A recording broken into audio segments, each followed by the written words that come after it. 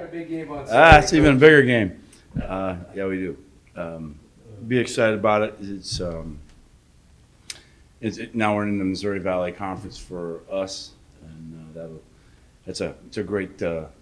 It's quite the gauntlet of very good football teams each and every Saturday, and we happen to start off with the best one this coming weekend. They're a very good team, and no really difference in what you've seen in the past. They're just really good at what they do. They're very disciplined, very well coached, tough, physical. It's gonna be quite a challenge, but it's gonna be fun. Some questions? Coach, can you talk about how you're planning to prepare against Ricelands and Colgate? No, but that's okay. Can't really tell you a whole lot. They're a handful. You know, their receiver core is very good. You know, Bryce gets a lot of the attention, and deservedly so. He's a really good, he's a great player, and but they have some guys that go with him that's pretty good too. Really like the quarterback. I wish I didn't like him, but I do, and he's very good, and he's fast. He's a big, fast guy. He can pull the ball down. He makes I don't know how many big.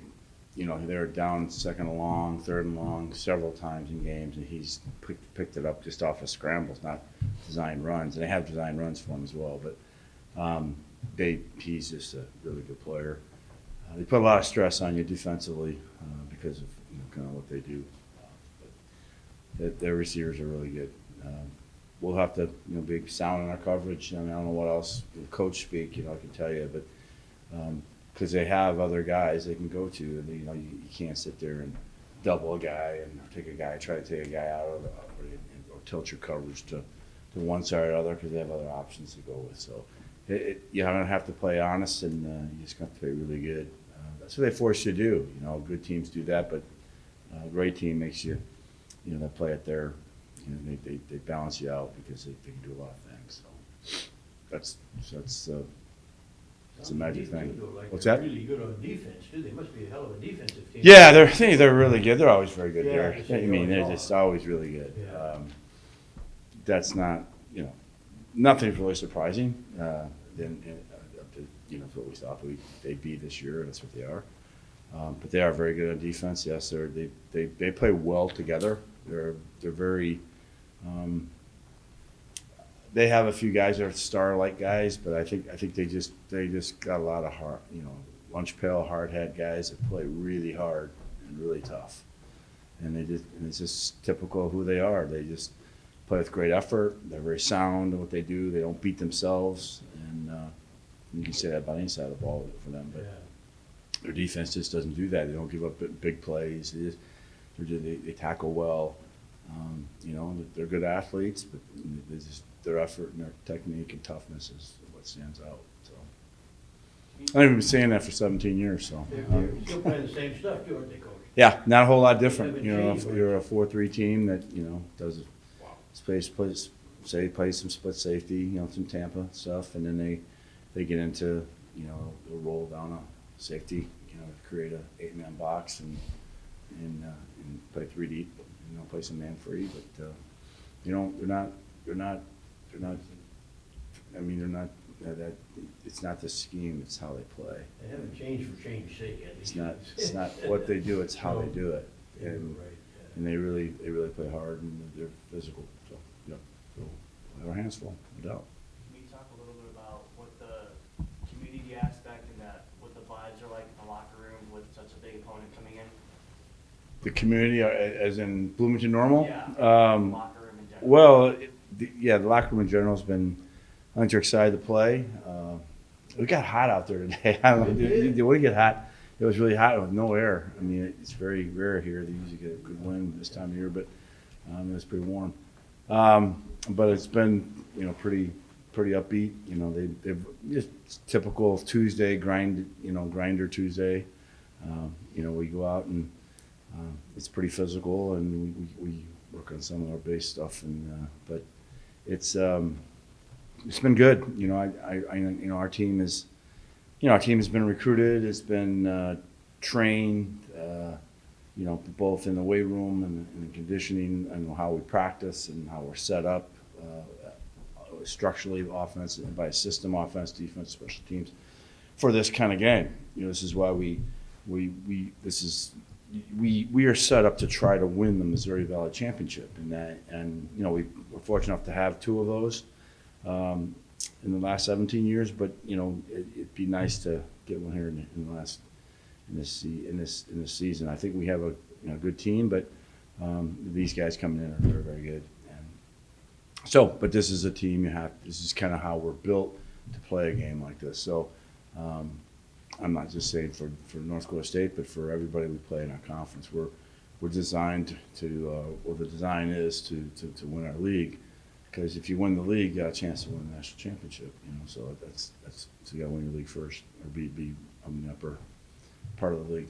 So it's exciting. Our players have put a lot of hard work in, and a lot of people have done that. I get that. I showed up on it this week, but it's now we'll see. We'll kind of measure ourselves and see where we're at, and go from there. But I think our community is excited. I hope, and it's fun to be in big games in October, and it's we played these guys several times here and up there in big games, so it's been fun.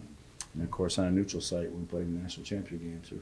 We'll always, like I said before, we'll always be tied to that national championship game, and it's kind of fun. It's a fun rivalry. It's not, it's just about football, and I think we have a lot of respect for them, and hopefully they have a lot of respect for us. It's just love the fan base when we go up there and play, and hopefully they don't love us too much when they come down here, but. It's just a fun environment no matter where we play. And I think a night game, it should be interesting. I don't recall ever playing them at night here, but we'll see what happens. But it should be exciting. And if I'm a football fan, I'm in this community, and I got some time and a few extra bucks in my pocket, I'm probably gonna buy a ticket and go watch this game, because it'd be a lot of fun. I don't care who you're for, and because this is a top 5 matchup. Both teams in the top 5, and number 1 ranked team in the country. And you don't get that opportunity to see a game like this in Bloomington normal too often. So I highly recommend it. Yep. Go ahead. I'm sorry. What's the mentality coming off of a bye week? It was kind of just back to work last week. Try to get some guys healthy. We worked with a lot of younger guys, some guys who aren't playing quite a lot, quite a bit yet, and keep bringing those guys along, because we're going to have to use those guys a little bit more down the stretch, and just keep developing our depth and our team and getting better. We had a good week of practice, we felt, last week, and I think on Sunday the team was very upbeat and excited to be out there. So, sorry, go ahead. You mentioned Cole Payton earlier, obviously his ability to run a little bit. It seems a big part of their offense has been his ability to keep plays alive and then get big chunk plays through the air. Does that change kind of the complexion of what you have to do with your secondary from a mindset standpoint? Yeah, well, you're going to have to. Yeah, it's a good point, because he can run really well, and it's not just a little bit. He's really good. Anytime I call them mad dog passers, and when I was a coordinator, that's what we call a mad dog passer, because the most dangerous dog is a mad dog, right?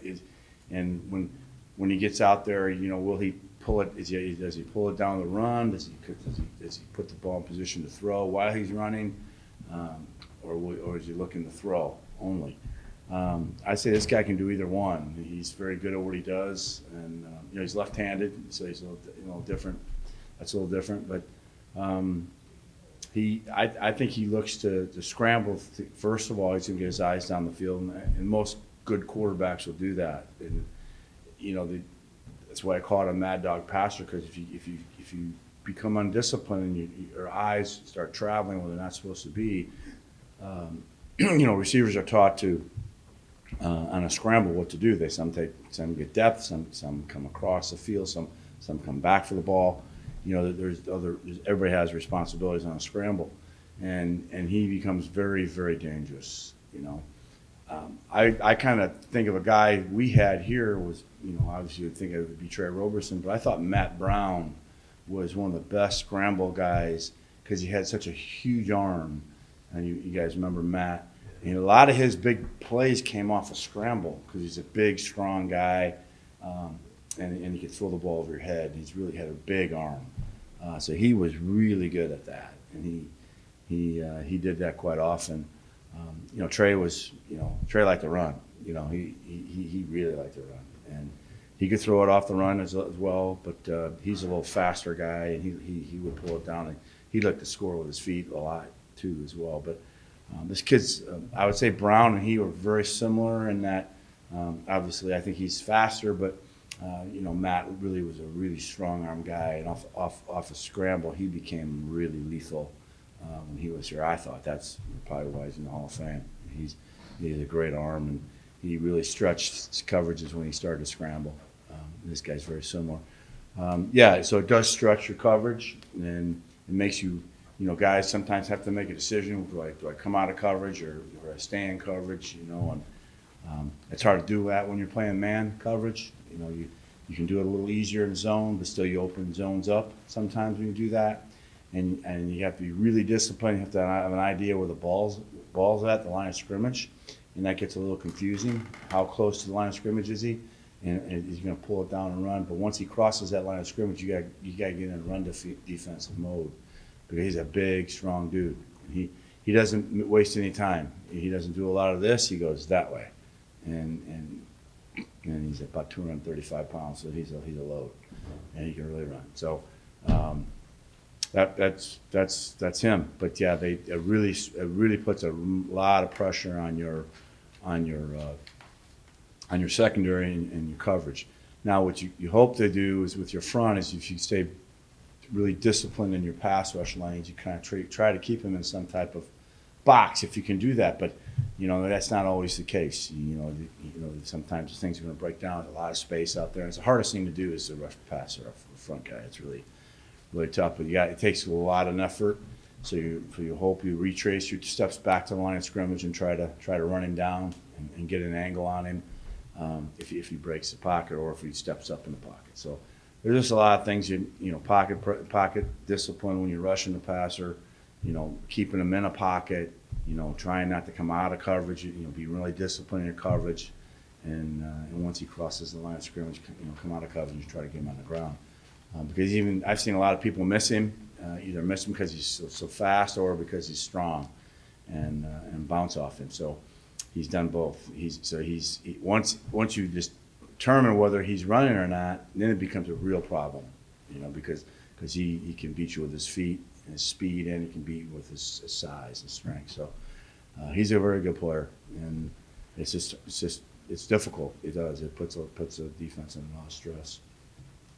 Well, avoiding a slow start probably is more critical against this team than any team on your schedule. Maybe it's a good thing you had that fast start against North Alabama last week that the guys have actually experienced, because it seems like North Dakota State has the game over before their opponents even realize it in the first quarter. Yeah, they get a couple scores up on you. It gets rough because they take the air out of the ball, and they can run it when they want to. They can obviously still throw the football, and they have a very good passing game. It's not just shots down the field. I mean, they have a controlled passing game. They have a good screen game, which is they make you run all over the place with their screens, and so they're very good with that. But yeah, they really for them a 3-yard gain. Yeah. You see them on the sidelines. They're doing that, 3 yards. Okay, you do that twice. Now it's a manageable third down. It's 3rd and 4. If you get a 4-yard run, it's 3rd and 3, and that's very manageable. So you can see they're happy with that. That's their style of play. Now they get big runs now. Don't get me wrong; they can run the football, but they're designed to just keep pounding you and pounding you and pounding you. And if you get behind, that's an issue. So if you recall, we got up in the. I don't know if that was much of a factor in the national championship game. We got up in that game, and it kind of made it a little bit easy. We hung in there for a little while and played pretty well as it came down the end. But I can't really. I remember the game up there in 19 in the quarterfinal game. They just handed our butts to us out here during regular season. we went up there and played really well, and they played, you know, really good defense too. There was no touchdown scored in the game. That was a very interesting game.